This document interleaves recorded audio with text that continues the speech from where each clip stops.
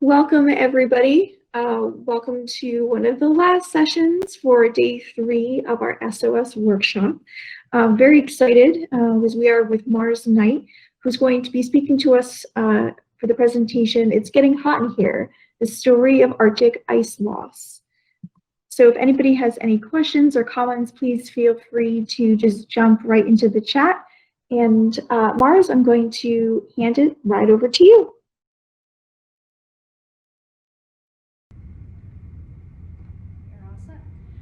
Thank you so much. We're just gonna get right started. Hello, my name is Mars. My pronouns are they, them. Thank you so much for joining me here today. I am the Indiana Space Grant Consortium Science on a Sphere intern at Science Central. That's a mouthful, but I've been living and breathing all things Science on a Sphere for a little over a year now. I'm also joined by Sarah Vise, she, her, who is the Science on a Sphere coordinator at Science Central. If you have any questions throughout the presentation, feel free to put them in chat, and Sarah will make sure I see them at the end during the Q&A session. Science Central is celebrating its 25th year of service. Much like NOAA, our educational goals involve teaching scientific literacy to people of all ages and abilities, including increasing the public's understanding of the environment. One way we can do that is through utilizing Science on a Sphere to teach about global climate change. Presentations using Science on a Sphere are unique yet effective and unlike any other method of presenting usually found in a science-centered museum or university. This disparity in presentation methods can make it difficult to effectively utilize the technology when teaching. Traditional presentations rely on PowerPoints and are reminiscent of lectures, much like the presentation I'm giving right now. There's nothing wrong with a traditional presentation, but they are suited to a specific audience. Presentations using Science on a Sphere need to be interactive and engaging. I could stand in front of the sphere and talk about it, or I could ask the audience to explain what they're seeing and hypothesize about what I'm showing them. While there are many methods for teaching, I'm going to specifically focus on modeling because SOS is a type of static model. It's more interactive than a model you would find in a science textbook, but still limited in the information that it shows. Models that students work on, which can either be 2D or 3D, are dynamic. They evolve with the student's understanding of the subject and can be influenced by cultural and personal backgrounds. Through my experience at Science Central, I have seen the benefits of using both static and dynamic models in tandem. Science on a Sphere can be used to fascinate and inspire an audience, and a dynamic model can be used to cement the concepts you are teaching. As a National Geographic Certified Educator, I have been taught the importance of hands-on learning. Lectures are a great way to pass information on to your audience, but it's easy for them to zone out and lose interest. I have seen the majority of people across the spectrum of ages be captivated by Science on a Sphere. Yet we shouldn't just rely on this awe-inspiring piece of technology to make a great presentation. Through incorporating hands-on dynamic models, you can further engage your audience in what you're showing on SOS. I'm going to give a quick demonstration utilizing a time series that myself and Sarah have been working on. I would like to add that we're working on the final touches right now, so it's not complete at the moment. This demonstration is just one way you could incorporate both static and dynamic models while teaching global climate change. If you happen to have been taking notes during previous presentations and have a sheet of paper you can use, I ask that you follow along. We will also put 2 links in chat that you can answer some questions that I'll be asking.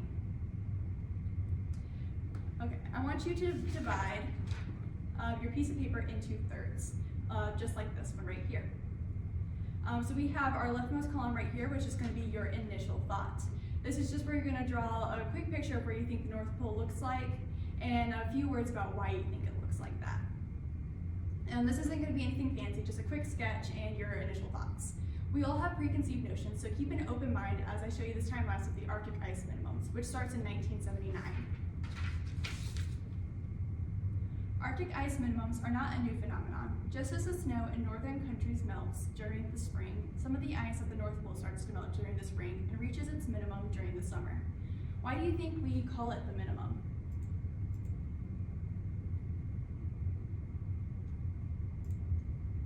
Yes, like some of you have put, we call it the minimum because it is the least amount of snow at the Arctic for that year.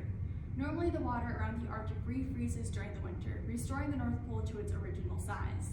Pay close attention to what you're seeing now toward the beginning of this time lapse. The ice caps will continue to melt as carbon dioxide and other greenhouse gases enter the atmosphere. The ocean picks up 30% of the carbon in the atmosphere during the water cycle. This causes the ocean to grow warmer along with atmospheric temperatures growing higher. This is accelerating Arctic ice melt. Now I'm going to pause this data set. In that middle column of your paper, I want you to draw what you think the Arctic looks like and, with a few words, describe why you think that. Maybe you learned something new, or maybe you're adding on to what you already knew about the Arctic. Now that you've built on your previous knowledge of what's happening at the North Pole, let's keep watching our time lapse. Do you see the minimums each year growing smaller and smaller? The minimums should be around the same each summer, but more and more ice is melting. As temperatures increase, the Arctic isn't rebounding from these minimums like it used to. The melting of the ice caps is growing more detrimental. What do you think will happen to life at and around the Arctic?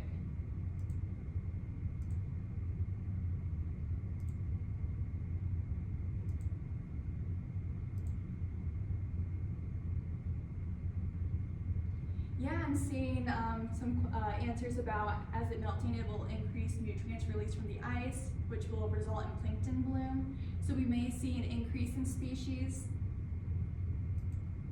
We may see a decrease in species due to there being less land mass for species to live on. We may see some extinction from species, from some adaptation to changing climate. These are all really great answers. As we can see, the ice minimum is getting smaller and smaller each year as we get closer and closer to 2020 when this time lapse ends. In more recent years, the melting of the Arctic ice has become more serious. From 2013 to 2019, each new year has broken the record for the hottest year. 2020 is set to be within the top 5 hottest years on record. Temperatures will continue to increase, which will further affect the Arctic. Now that we're at the end of the time lapse, I want you to draw what the North Pole is like now. Describe how it got that way. I would also like for you to include your thoughts for how we could mitigate the melting of the ice caps. It doesn't have to be in depth, just a few key words. Now you can understand how serious the melting of the Arctic is, and maybe you can do something to help mitigate these effects. With this specific exercise, the audience now has a map of their understanding that they can reflect upon. This specific model shows the progression of their learning, which is why I thought it would be a great example. As an educator, you can look at their models and see what they are and aren't getting. As a student, the audience member now has something to physically represent what they have learned. This activity engages the audience beyond just answering questions about what they see on the sphere. Other, more in-depth modeling activities can also be used to further engage them in climate change, which can be a difficult concept to understand. Modeling activities don't have to be in-depth though. It's about engaging the learner in what you're teaching. I can do something as simple as covering an audience member in a blanket to represent a thickening atmosphere, while I can engage the entire audience by asking for theories and explanations.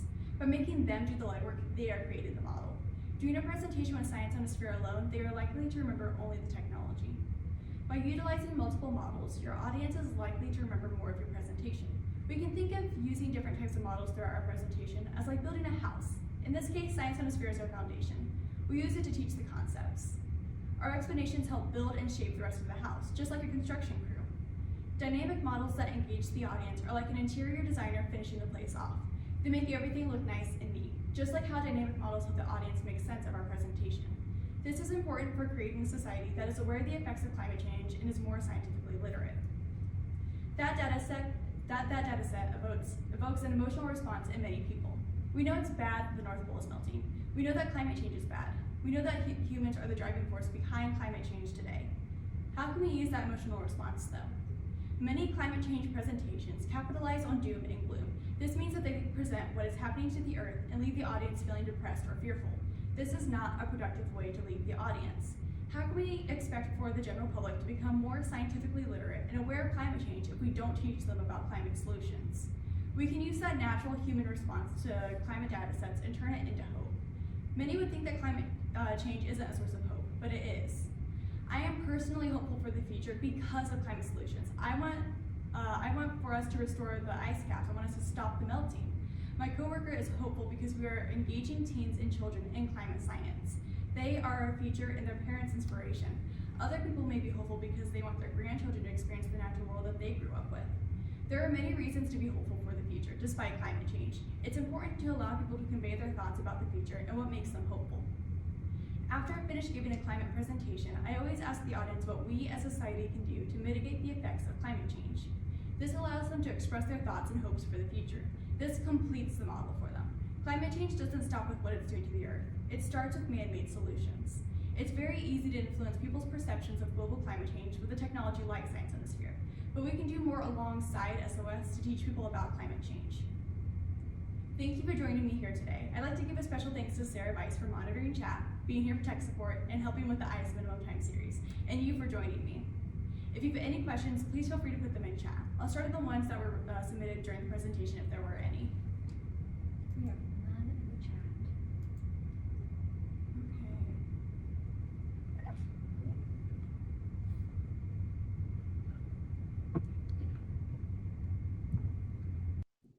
Perfect. Thank you so much for that presentation. There are a few comments in the chat. I'm unsure if anybody else has any comments or questions. Just feel free to add them as we go along. Paolo said this is inspiring and brilliant, and Louisa also mentioned learning a lot, amazing connections from Brianna. And we did have a few comments. There's one comment here that people might have to go and travel further for whaling as the ice does retreat. So something to keep in mind. And Louisa asked, Mars, is it hard to get your audience to offer solutions? It absolutely can be hard to get the audience to offer solutions. I often give presentations to younger school-age children, so they might not be aware of climate change or solutions that are already in development right now. And sometimes for even older people, they may not want to participate. Audience participation is something that is very anxiety-inducing for some people. I find that the best way to be able to get them to offer solutions is just to build a rapport with them. At Science Central, we do about 30-minute presentations. So I try to build up my relationship with the audience by asking very simple questions. What do you see on the sphere? What color do you think this represents? Before leading into the more difficult and hard to answer questions, like what can we do? What solutions do we have? What solutions do we need? Thank you for sharing that. I know that I'm sure a lot of people are faced with that now, even just trying to struggle with engaging just on a completely virtual scale as well. Brianna asked, she says, great presentation. Are there any surprising, creative, or funny solutions that you've heard from your audience that you'll never forget? Yeah, there are certainly some very creative ones that I've heard about. I'm teaching a coding club at Science Central right now where we're talking about the mission to Mars, and some students have brought up how we should focus on the Earth right now due to climate change, and they've brought up some very creative and surprising things. Just within the few sessions that we've had talking about the mission to Mars.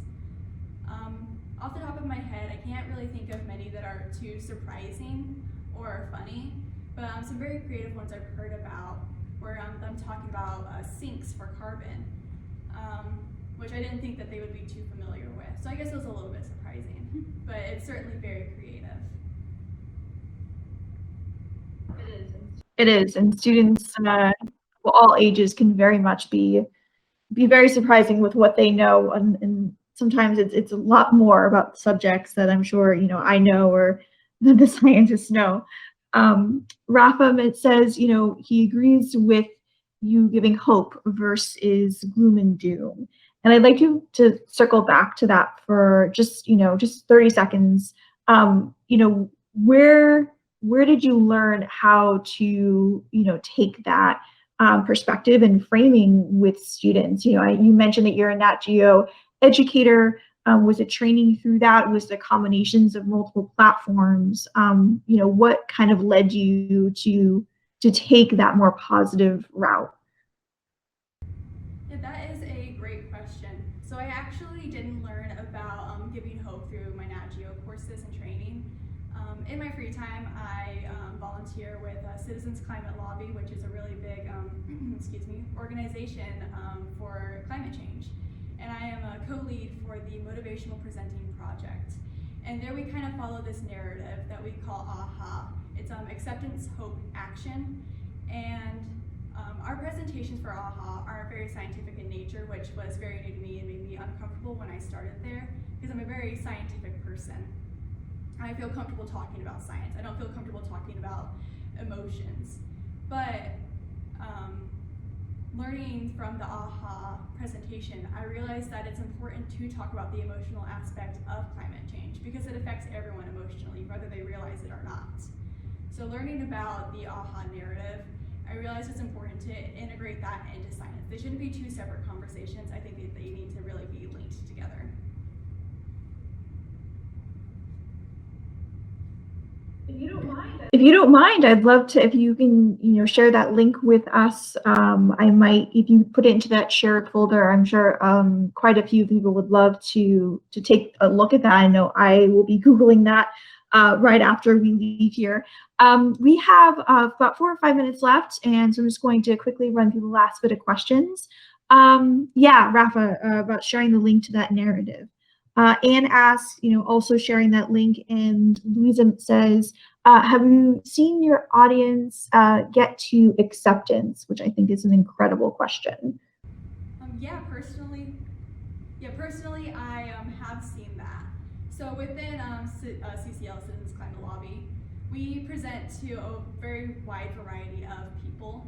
We present about a specific bill that's bipartisan, so we try to present to Democratic and Republican groups.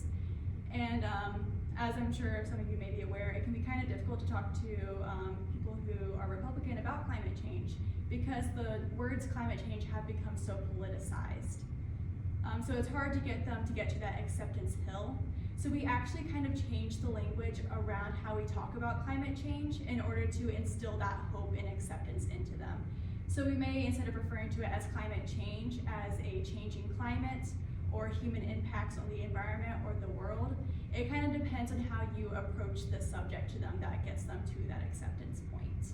But I have certainly seen some Republican parties or groups get to that acceptance point.